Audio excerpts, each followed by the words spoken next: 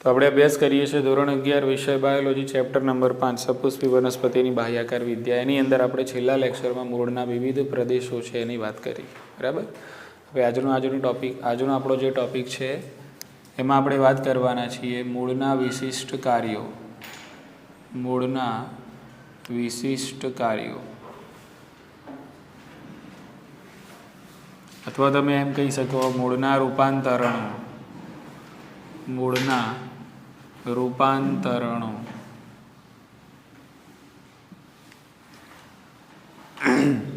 જો મુદ્દામાં શું જોવાનું છે આપણે ધ્યાન રાખો. મૂળના સામાન્ય કાર્યો તો આપણને ખ્યાલ છે કે ભાઈ મૂળના સામાન્ય કાર્યો એટલે કે પાણી, જમીનમાંથી પાણી અને ખનિજ સારોનું શોષણ કરીને આપે, વનસ્પતિને જમીન સાથે જકડી રાખે, પ્રસ્થાપિત કરે અને વનસ્પતિ વૃદ્ધિ નિયામકો છે એનું સંશ્લેષણ કરે. તો આ તો બધા એના રૂટીન કાર્યો છે, રૂટીન સામાન્ય કાર્યો છે. તેમ છતાં પણ ઘણી વનસ્પતિમાં મૂળ છે એની અંદર રૂપાંતરણો પ્રેરાય છે. મૂળની અંદર શું પ્રેરાય છે? રૂપાંતરણો પ્રેરાય છે. અને રૂપાંતરિત થઈને મૂળ કેટલાક સામાન્ય કાર્યો સિવાય પણ કયા કાર્યો કરે છે? વિશિષ્ટ કાર્યો કરે છે. ખ્યાલ આવી ગયો કે? તો આપણે એના વિશે આજે આપણે અભ્યાસ કરવાનો છે. તો પહેલાં મૂળ કયા કયા વિશિષ્ટ કાર્યો કરે છે એ કાર્યોની યાદી બનાવી લઈએ. એના પછી કાર્યોને આપણે ઉદાહરણ સાથે ધીમે ધીમે સમજવાનો પ્રયત્ન કરીએ, બરાબર ને? ઓકે. તો સૌથી પહેલાં આપણે અહીંયા કાર્યમાં લખીશું, અહીંયાથી શરૂ કરીએ છીએ આપણે, બરાબર? કે ભાઈ મૂળનું એક વિશિષ્ટ કાર્ય જે છે એ ખોરાક સંગ્રહ છે. ખોરાક સંગ્રહ, બરાબર કે? ચલો, એ જ રીતે બીજું જે મૂળનું કાર્ય છે યાંત્રિક આધાર. યાંત્રિક આધાર. યાંત્રિક આધાર. ત્રીજું જે મૂળનું કાર્ય છે આરોહણ. આ બધા વિશિષ્ટ કાર્યો છે. વિશિષ્ટ એટલે બધી જ વનસ્પતિમાં મૂળમાં આ કાર્યો જોવા મળે નહીં, બરાબર? કેટલીક વનસ્પતિના મૂળ છે રૂપાંતરિત થાય અને રૂપાંતરિત થઈને ઘણીવાર એ મૂળ એના જે સામાન્ય કાર્યો છે એના સિવાય પણ આ પ્રકારના કાર્યો છે એ પરફોર્મ કરે છે. આ પ્રકારના કાર્યો કરે છે, બરાબર? એટલા માટે આ કાર્યોને આપણે શું કહીએ છીએ? વિશિષ્ટ કાર્યો. પણ એ વિશિષ્ટ કાર્યો કરવા માટે મૂળને શું થવું પડે? રૂપાંતરિત થવું પડે. મૂળને પોતાની રચનામાં ફેરફાર કરવો પડે અને ફેરફાર કરીને આ બધા વિશિષ્ટ કાર્યો છે એ કરે છે. એ જ રીતે ચોથા નંબરની અંદર આપણે જોઈશું પ્રકાશ સંશ્લેષણ. પ્રકાશ સંશ્લેષણ. પાંચમા નંબરમાં છે શ્વસન. આપણી જે એનસીઈઆરટીની બુક છે એની અંદર આ ત્રણ કાર્યો વિશે આપેલું છે કે ભાઈ મૂળ રૂપાંતરિત થઈને વિવિધ કાર્યો કરે છે, જેવા કે શ્વસન, આધાર આપે છે અને ખોરાક સંગ્રહ કરે છે, બરાબર? એ ત્રણ વિશે આપણી બુકમાં ચર્ચા કરેલી છે. એના સિવાય પણ બીજા જે કાર્યો છે કે જે મૂળ કરે છે એની આપણે અહીંયા ચર્ચા કરશું, બરાબર? એટલે એનસીઈઆરટીના મુદ્દા બી કવર કરી લઈશું અને આઉટ ઓફ એનસીઈઆરટી છે એના મુદ્દા પણ આપણે અહીંયા કવર કરી લઈશું, બરાબર? પાંચમા નંબરમાં છે શ્વસન. છઠ્ઠું છે ભેજ શોષણ.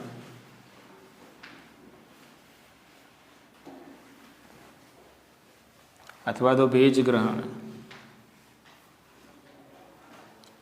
સાતમા નંબરમાં છે પરોપજીવન.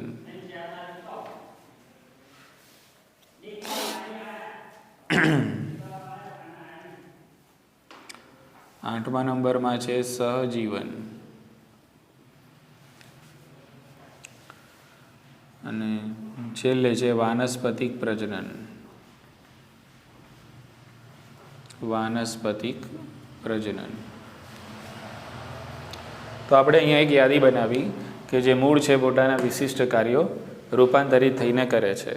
તો મૂળના વિશિષ્ટ કાર્યો કયા છે? તો ખોરાક સંગ્રહ, યાંત્રિક આધાર, આરોહણ, પ્રકાશ સંશ્લેષણ, શ્વસન, ભેજ શોષણ, પરોપજીવન, સહજીવન અને વાનસ્પતિક પ્રજનન. તો બધું ધીમે ધીમે સમજીએ ઉદાહરણ સાથે, બરાબર કે? ચાલો, તો પહેલાં જોઈએ આપણે ખોરાક સંગ્રહ. તો ખોરાક બનાવવાનું મુખ્યત્વે કામ કોનું છે કહો? વનસ્પતિમાં ખોરાક બનાવવાનું મુખ્યત્વે કામ પર્ણનું છે, બરાબર છે? હવે એ જે ખોરાક બને છે એ ખોરાકનો ઉપયોગ વનસ્પતિ કરે છે, પણ ઘણી એવી પણ વનસ્પતિ છે કે જે વધારાના ખોરાકના જથ્થાનો સંગ્રહ કરે છે અને રૂપાંતરિત થાય છે, અને એ જે સંગ્રહ છે વનસ્પતિના મૂળમાં થાય છે. ક્યાં થાય છે? મૂળમાં. બરાબર? એટલે કેટલાક વનસ્પતિના મૂળ છે એ વનસ્પતિમાં રહેલો વધારાના ખોરાકનો જે જથ્થો છે એનો સંગ્રહ કરે છે અને પોતાની રચના અને કદમાં ફેરફાર કરે છે. બરાબર? ઓકે. તો અહીંયા આપણે પહેલું લખીશું કે ભાઈ કેટલીક વનસ્પતિના મૂળ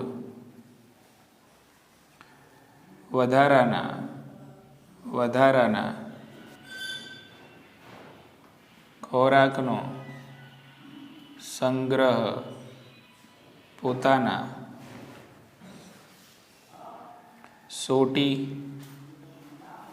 સોટીમય મૂળતંત્ર અથવા તંતુમય મૂળતંત્રમાં કરે છે અને વિવિધ આકારના બને છે. આપણે જોયું વનસ્પતિનું મૂળતંત્ર બે પ્રકારનું હોય, એક સોટીમય મૂળતંત્ર અને બીજું તંતુમય મૂળતંત્ર. બરાબર? એક સોટીમય મૂળતંત્ર અને બીજું કેવું છે? તંતુમય મૂળતંત્ર. તો ઘણી વનસ્પતિમાં એવું હોય કે સોટીમય મૂળતંત્ર ખોરાકનો સંગ્રહ કરે અને ઘણી વનસ્પતિમાં એવું હોય કે તંતુમય મૂળતંત્રમાં ખોરાકનો સંગ્રહ થાય છે. બરાબર? તો એમાં આપણે વિભાગ પાડી દઈએ. આની અંદર આપણે વિભાગ પાડીએ છીએ. બરાબર? કે ભાઈ સોટીમય મૂળતંત્ર. તો સોટીમય મૂળતંત્રમાં ખોરાકનો સંગ્રહ થાય છે.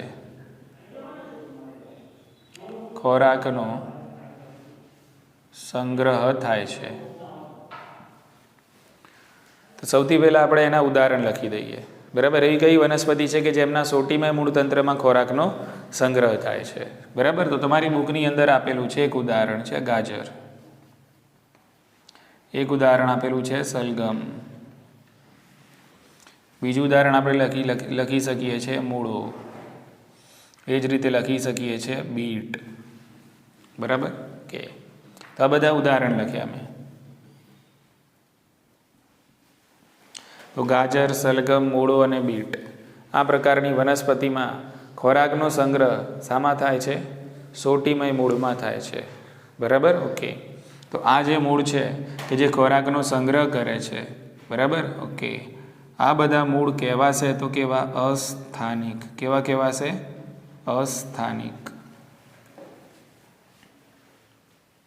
ખ્યાલ આવી ગયો? ઓકે.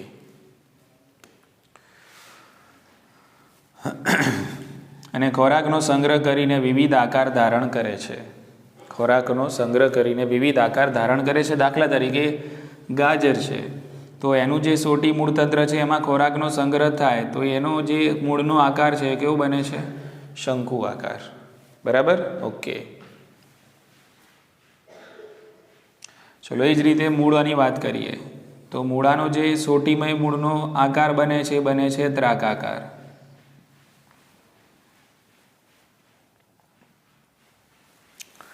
અને બીટ જે છે, બીટમાં સોટીમય મૂળનો જે આકાર બને છે ભ્રમર આકાર.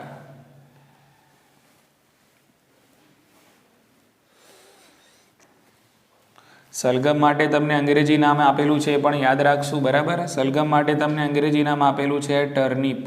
એટલે ઘણીવાર પ્રશ્નમાં આવું પણ મૂકી દે. શું મૂકી દે? ટર્નિપ. બરાબર?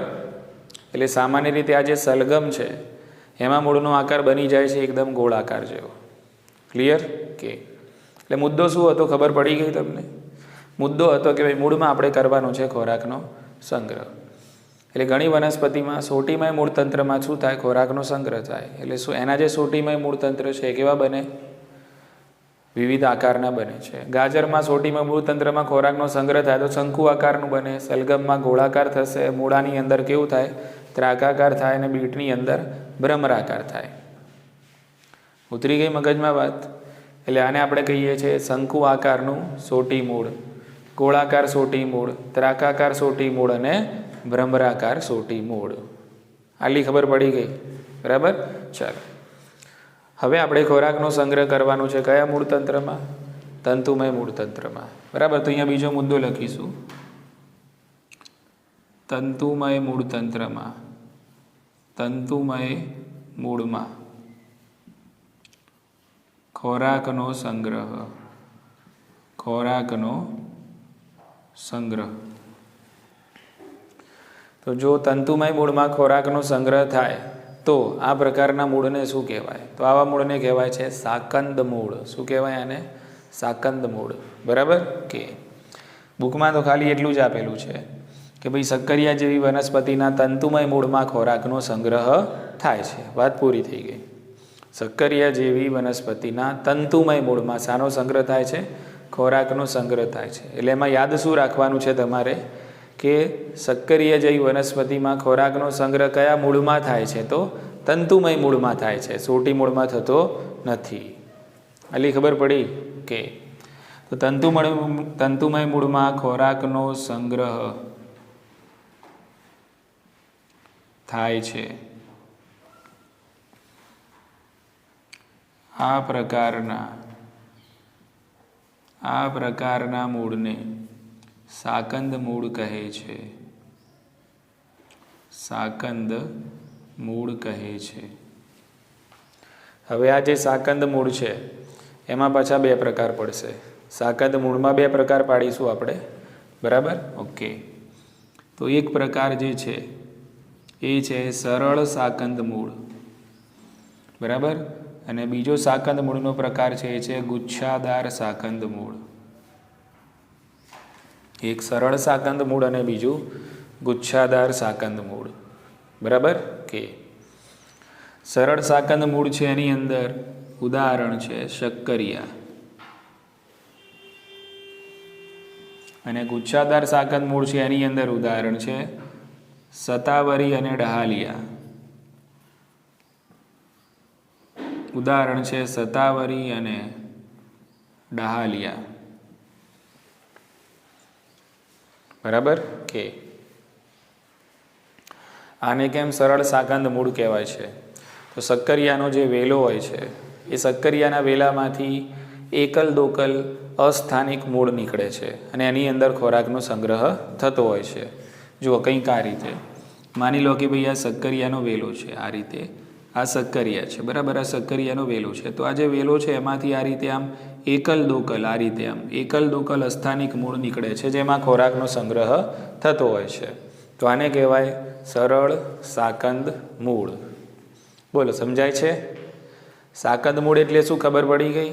સાકંદ મૂળ એટલે કે જો ખોરાકનો સંગ્રહ તંતુમય મૂળમાં થાય તો એવા મૂળને શું કહેવાય? સાકંદ મૂળ છે.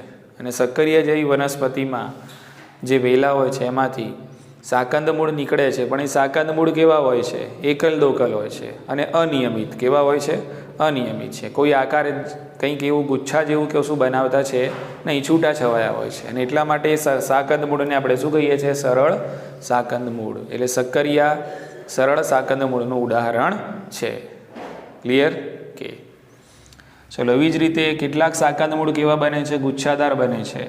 ઉદાહરણ તરીકે શતાવરી અને ડહાલિયા. તો એમાં કેવું હશે? કંઈક આ રીતે હશે, બરાબર. કે તો આ રીતે સમજી લો કે આ શતાવરી કે ડહાલિયા અને આ રીતે છે, બરાબર. ઓકે, પણ અહીંયા આ રીતે આમ આ રીતે ખોરાકનો સંગ્રહ કરતા સ્થાનિક મૂળ નીકળે, પણ આ જે મૂળ છે કેવા તમને દેખાય છે? ગુચ્છામાં દેખાય છે. કેવા છે? ગુચ્છામાં. એકલ દોકલ મૂળ હોતા નથી. ખ્યાલ આવી ગયો? કે તો આને આપણે કહીએ છીએ ગુચ્છાદાર સાકંદ મૂળ. ક્લિયર? તમારે તો અહીંયા ફક્ત યાદ એટલું જ રાખવાનું છે, ઉદાહરણ યાદ રાખવાના છે કે ભાઈ સરળ સાકંદ મૂળનું ઉદાહરણ એટલે શક્કરિયા અને ગુચ્છાદાર સાકંદ મૂળનું ઉદાહરણ એટલે શતાવરી અને ડહાલિયા.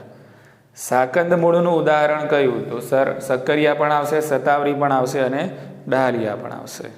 સાકંદ મૂળ એટલે શું? તો જો તંતુમય મૂળમાં ખોરાકનો સંગ્રહ થાય તો એને શું કહેવાય? સાકંદ મૂળ. અહીંયા જેટલા પણ મૂળ આપણે જોવાના છે બધા મૂળ અસ્થાનિક છે. કેવા છે? અસ્થાનિક છે. બોલો, ખ્યાલ આવી ગયો? ઓકે, તો ટૂંકમાં અહીંયા એક મુદ્દો પૂરો થયો. કયો હતો? ખોરાકનો સંગ્રહ. એટલે ખોરાકનો સંગ્રહ સોટીમય મૂળતંત્રમાં પણ થાય છે અને તંતુમય મૂળતંત્રમાં પણ થાય છે, અને આપણે એના જોયા ઉદાહરણ. બોલો, કોઈ ડાઉટ આમાં? ચલો વધીએ આગળ.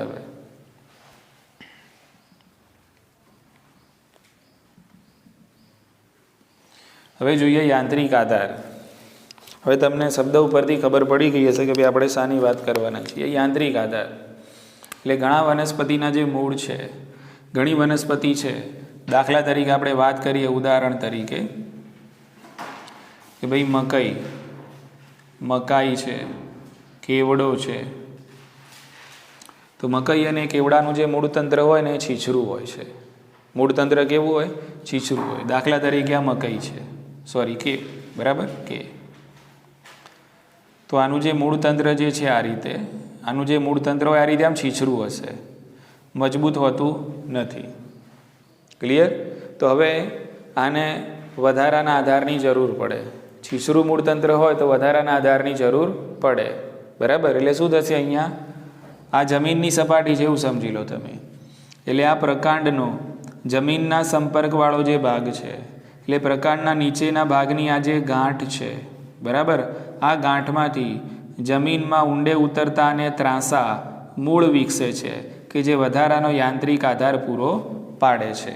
એટલે આ પ્રકારના જે મૂળ છે એને કહેવાય છે અવલંબન મૂળ. શું કહીશું આપણે?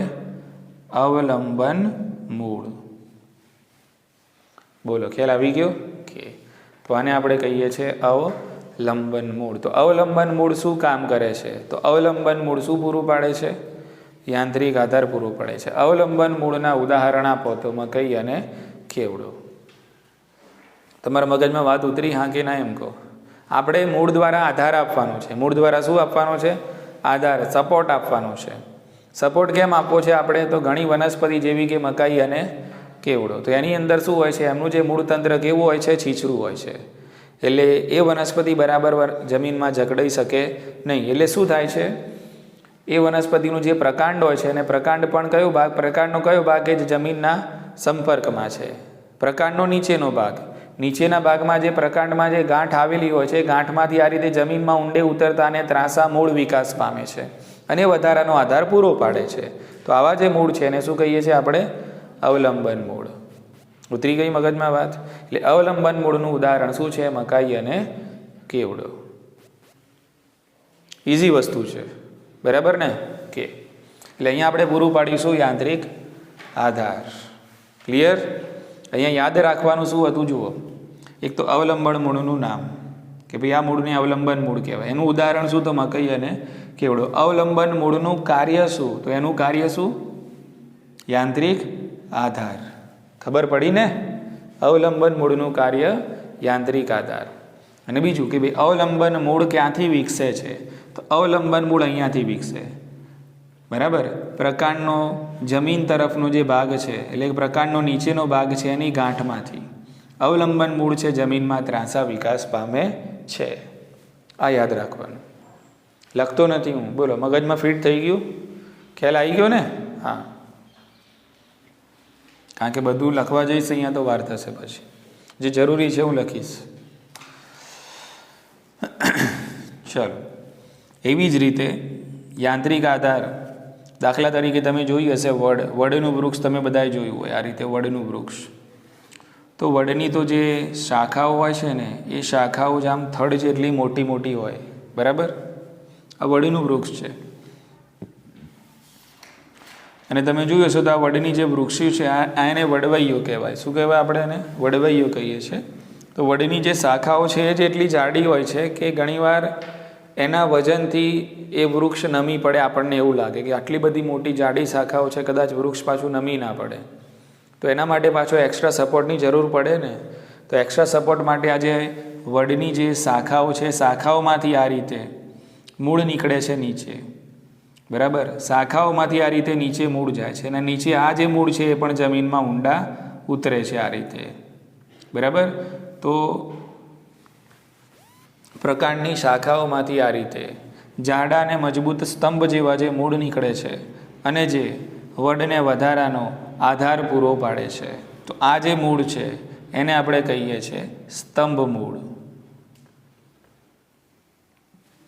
અને આ સ્તંભ મૂળનું જે ઉદાહરણ છે એ છે વડ. બોલો, ખ્યાલ આવી ગયો ને?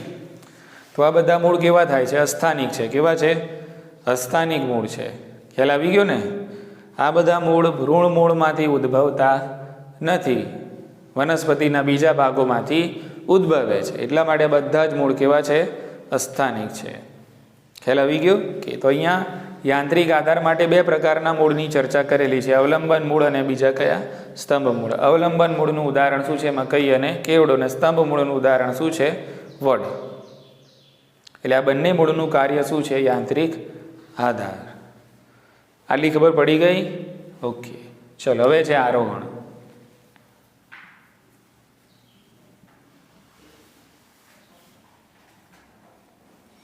ચલો આરોહણની આપણે વાત કરીએ.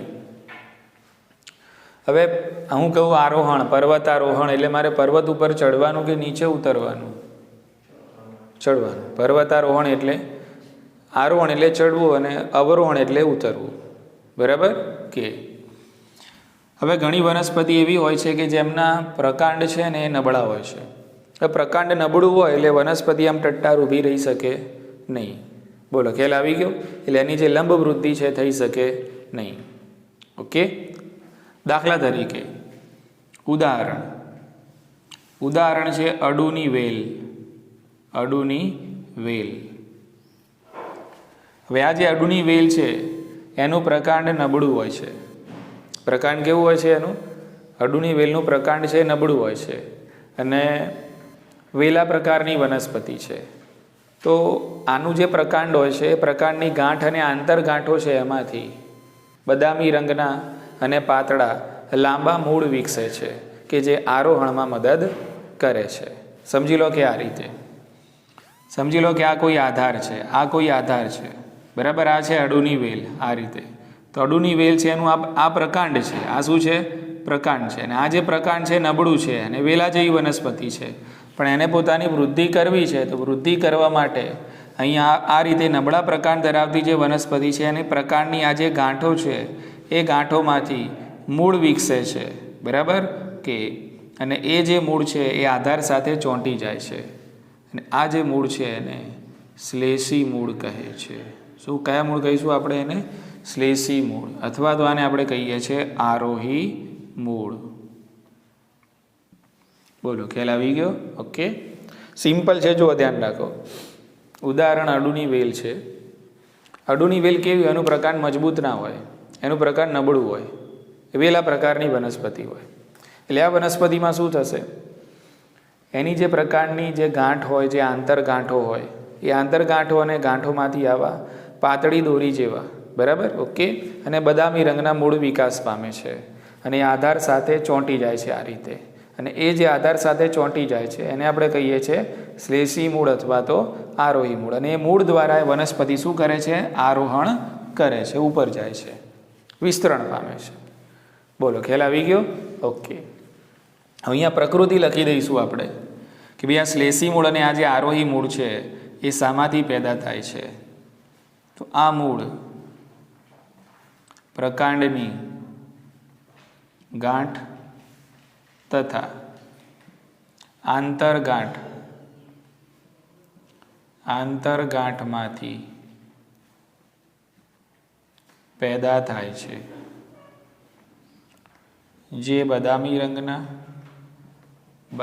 રંગના પાતળા લાંબા હોય છે અને આધાર સાથે ચોંટી આરોહણમાં મદદ કરે છે.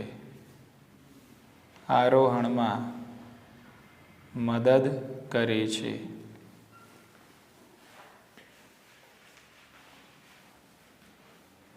અને ચીકણો સ્ત્રાવ કરે છે.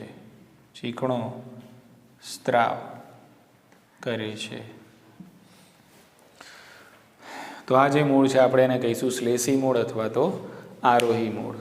એટલે તમારે યાદ રાખવાનું શું હતું કે ભાઈ મૂળ છે એ આરોહણનું પણ કાર્ય કરે છે દાખલા તરીકે અડુની વેલ. તો અડુની વેલમાં પ્રકાંડની ગાંઠ અને આંતરગાંઠમાંથી આ પ્રકારના લાંબા અને પાતળા મૂળ પેદા થાય છે કે જે આધાર સાથે ચોંટીને વનસ્પતિને આરોહણમાં શું કરે છે?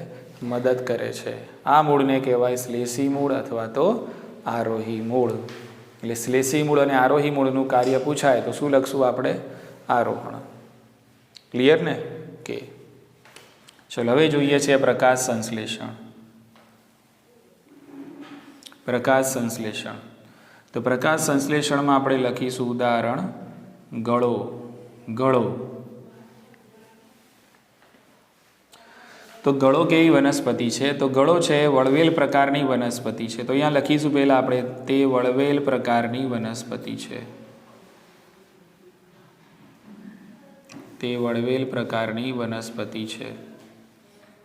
હવે તમે કહેજો સર આ ગળો છે તો પ્રકાશ સંશ્લેષણમાં મૂળ કઈ રીતે ભાગ ભજવે છે? તો ગળો એ વળવેલ પ્રકારની વનસ્પતિ છે એટલે એમાં પર્ણોની સંખ્યા ઓછી હોય છે. પર્ણોની સંખ્યા કેવી હોય છે? ઓછી હોય છે. એટલે પૂરતા પ્રમાણમાં પ્રકાશ સંશ્લેષણ કરતું નથી. ખ્યાલ આવી ગયો?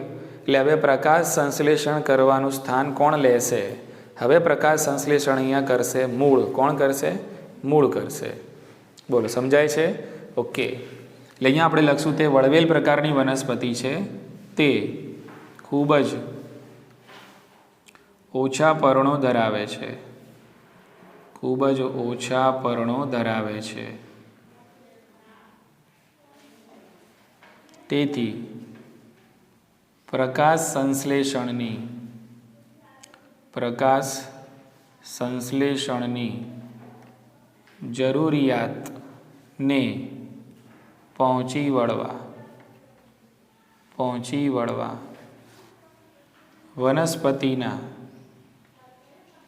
વનસ્પતિના પ્રકાંડમાંથી પાતળા, લાંબા, લીલા, લીસા, લટકતા મૂળ ઉત્પન્ન થાય છે. જે પ્રકાશ સંશ્લેષણ કરે છે તેને. આ પ્રકારના જે મૂળ છે એને પણ આપણે એક ચોક્કસ નામ આપીશું. જે રીતે દરેકમાં આપણે આપીએ છીએ ને, અવલંબન મૂળ છે, સ્તંભ મૂળ છે, શ્લેષી મૂળ છે. તો અહીંયા જે મૂળ છે એને કહીશું પરિપાચી મૂળ. પરિપાચી મૂળ અથવા પ્રકાશ સંશ્લેષી મૂળ. પ્રકાશ સંશ્લેષી મૂળ કહે છે. મુદ્દો સમજ્યા આ કે ના? બરાબર. એટલે ગળો એક એવી વનસ્પતિ છે વળવેલ પ્રકારની છે. એટલે એમાં પર્ણોની સંખ્યા કેવી હોય? ઓછી હોય છે. આમ મુખ્યત્વે પ્રકાશ સંશ્લેષણનું કામ કોનું છે? પર્ણોનું છે. પણ પર્ણો જ ઓછા છે એટલે પ્રકાશ સંશ્લેષણ પૂરતા પ્રમાણમાં થતું નથી. એટલે હવે થાય છે શું? તેના જો પ્રકાંડ હશે, પ્રકાંડમાંથી આ રીતે હવામાં લટકતા લીસા, પાતળા, લીલા દોરી જેવા મૂળ નીકળે છે કે જે હરિતદ્રવ્ય ધરાવે છે. આ મૂળમાં શું હોય? હરિતદ્રવ્ય હોય છે. અને એના કારણે મૂળ કરે છે હવે પ્રકાશ સંશ્લેષણ અને ખોરાકની વધારાની જરૂરિયાતને પહોંચી વળે છે. એટલે આ પ્રકારના જે મૂળ છે એને પરિપાચી મૂળ અથવા તો પ્રકાશ સંશ્લેષી મૂળ કહે છે. એટલે યાદ રાખવાનું કે પરિપાચી મૂળનું કાર્ય શું છે? તો પરિપાચી મૂળનું કાર્ય છે પ્રકાશ સંશ્લેષણ. ખ્યાલ આવી ગયો? કે ચલો વાત કરીએ હવે આપણે શ્વસનની.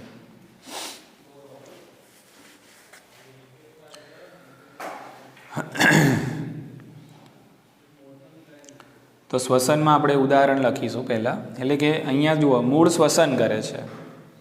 હવે આ પ્રકારનું જે શ્વસન મતલબ મૂળ જ્યાં શ્વસન કરે છે કઈ વનસ્પતિમાં જોવા મળે? તો આ એવી વનસ્પતિ કે જે દરિયાઈ અને ખાડી વિસ્તારોમાં હોય, જે ક્ષારયુક્ત વિસ્તારોમાં હોય. તમે નામ સાંભળ્યું હશે મેંગ્રુવ્સ વનસ્પતિ, કદાચ સાંભળ્યું હોય તો.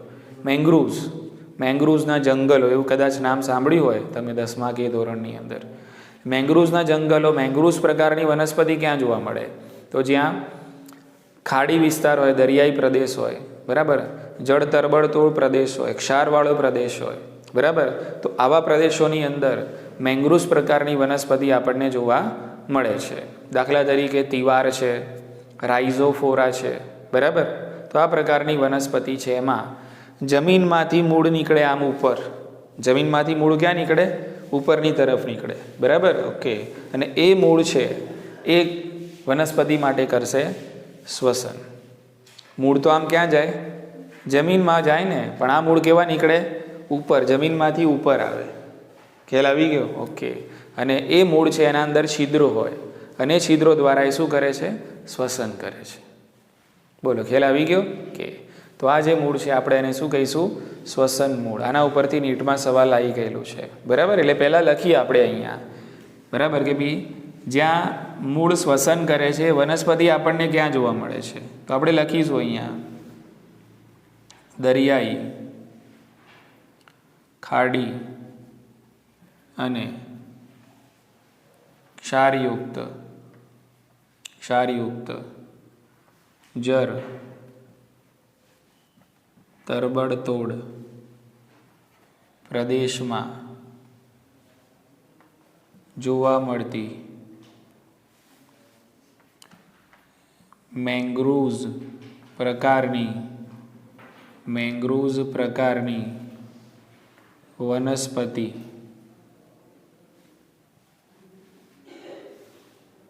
વનસ્પતિમાં મૂળ દ્વારા શ્વસન થાય છે. ઉદાહરણ અહીંયા લખીશું. ઉદાહરણ તિવાર. બીજું ઉદાહરણ લખીશું રાઇઝોફોરા.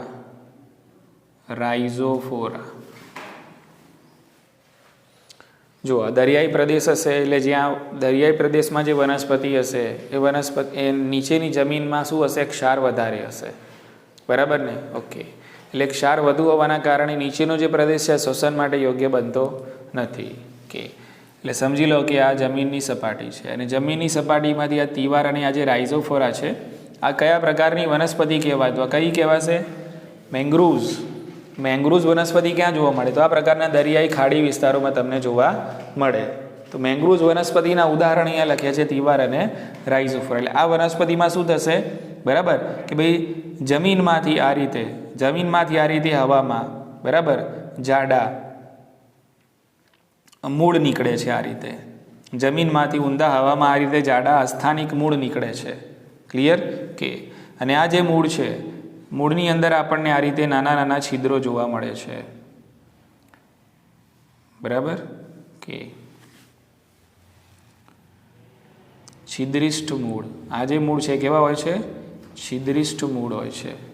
અને આ છિદ્રો દ્વારા છે વાયુઓની આપ-લે કરે છે, બરાબર. તો આ જે મૂળ નીકળે એને આપણે કહીએ છીએ શ્વસન મૂળ. પણ એનું જે અંગ્રેજી નામ છે ખાસ પૂછાય છે, યાદ રાખજો. શ્વસન મૂળને અંગ્રેજીમાં કહેવાય ન્યુમેટોફોર. આ ખાસ પૂછાય છે, ન્યુમેટોફોર.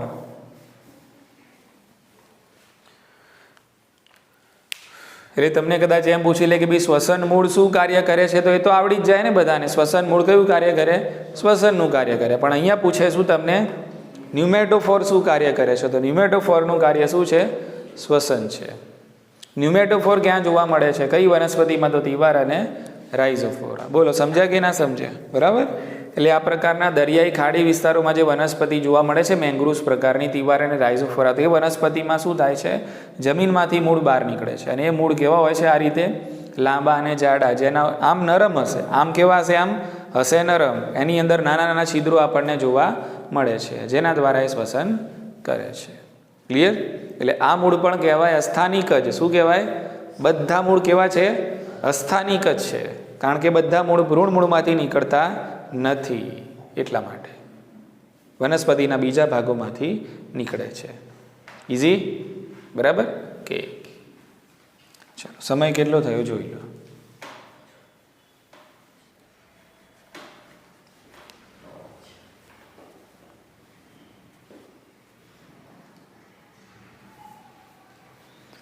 આઠ 54:38.